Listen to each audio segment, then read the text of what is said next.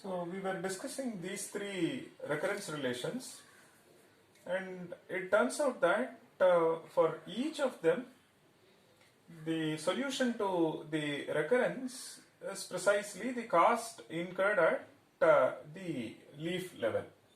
So there are this many leaves, and the cost incurred at leaf node is constant. It is constant for all of them.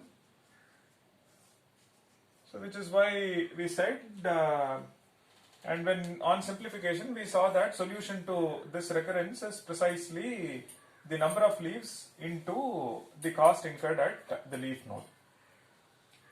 And one can generalize this. In general, T of n is A times T of n by B plus f of n. So this says A subproblems of size n by b each, and this one is combining cost.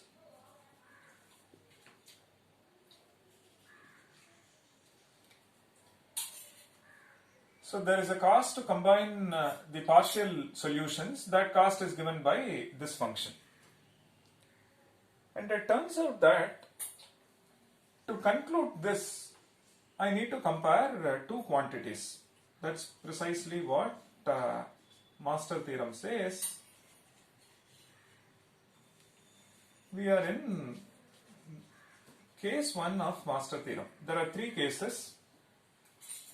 So case 1 of master theorem says you look at f of n and compare f of n with the number of leaves.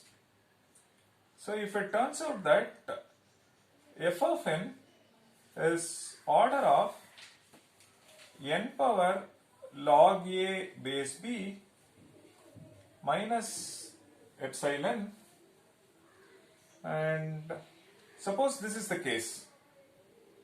If this is the case where epsilon is strictly greater than 0, if this is the case, then it says solution to the recurrence is theta of n to the power log a base b.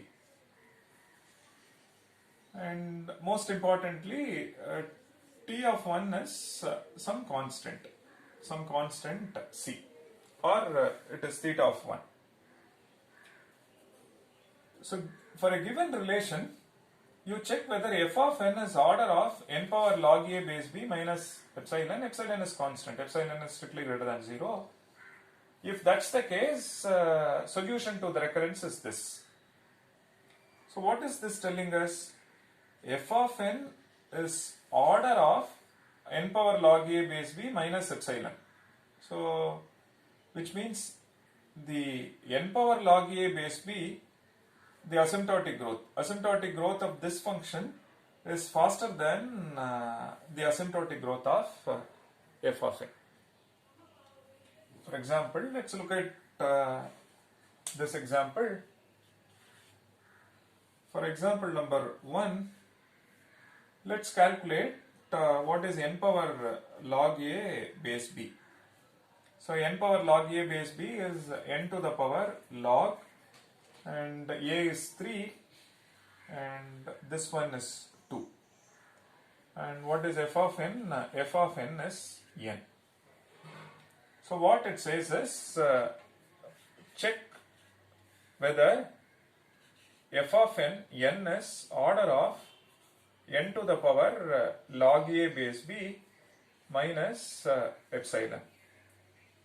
And in our case, a is 3 and b is 2.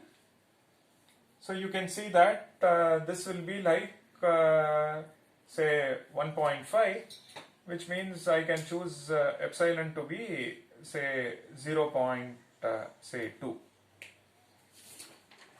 So you see that there exists epsilon which is strictly greater than 0, such that n is precisely this quantity. Correct?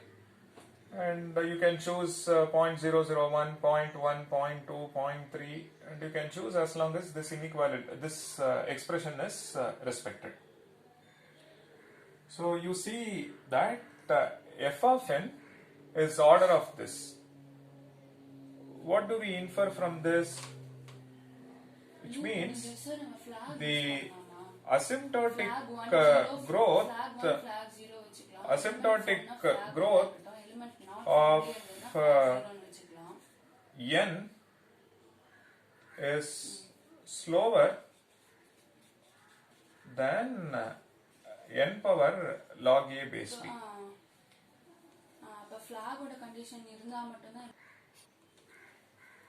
Further, you can see that the asymptotic growth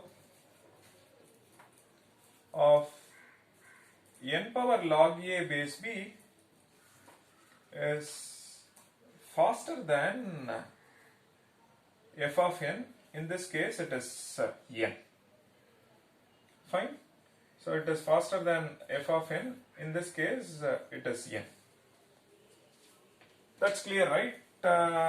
So when I say n equals order of n, their asymptotic growth are same. In this case, asymptotic growth of these two functions. Let me call this one as a and this one as b. And you see that asymptotic growth of functions a and b are same.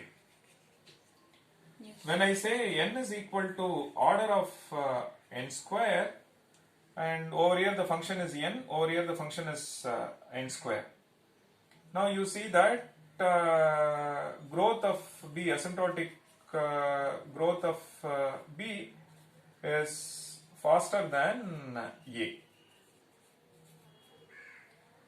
Or other words, asymptotic growth of n, which is a, the function a is slower than this. And on the same line, n is order of n power log 3 base 2, and n is order of n to the power log 3 base 2 for some epsilon greater than 0. I am not saying for all, for some epsilon greater than 0. And you take epsilon to be 0.1 or 0.2 or 0.001, you see that the inequality is true. So case 1 of master theorem says, you look at f of n, given a recurrence relation, you just focus on two quantities. One is f of n, another quantity is n power log a base b. You check whether this is true. F of n is equal to order of n power log a base b minus epsilon for some epsilon greater than 0. If that's the case, you conclude that solution to the recurrence is theta of n power log a base b. For the second example, let's look at f of n. F of n is n square, and check whether it is same as n power log 5 base 2 minus epsilon for some epsilon greater than 0. And log 4 base 2 is 2, and this is a little more than that. So you can choose epsilon to be, say, 0.01. And so this is true. N square is order of this, it satisfies this. So then you conclude solution to the recurrence is theta of n to the power log a base b. That's all. It is just like a ready reckoner. You just compare these two and find out the solution to the given recurrence relation as long as it satisfies this type. And it is matching with the detailed calculation that we did as part of our recurrence tree method. So example 3, and is n order of n power log 9 base 4 minus epsilon for some epsilon greater than 0? Answer is yes. You see that log 4 base 4 is 1, which means this is a little more than 1. You can choose epsilon to be, say, 0.001, 0.01, anything is fine. And so this is true, which means t of n is theta of n to the power log 9 base 4. So given a recurrence relation of this form, first identify what is the value of f of n and calculate n power log a base b. Check whether are we satisfying the premise of case 1. So the premise of case 1 says if f of n equals this, then if f of n equals this, then solution to the recurrence is this. And we have verified the claim with respect to these three examples. So the solution we get through this ready reckoner and the detailed calculation through recurrence tree method are one and the same. Now on the similar line, there will be recurrence relations which may not satisfy this, right? So which means and are there other cases? Answer is yes. We have case 2 and case 3. Those that do not satisfy this, we need to check are they falling into case 2 or case 3.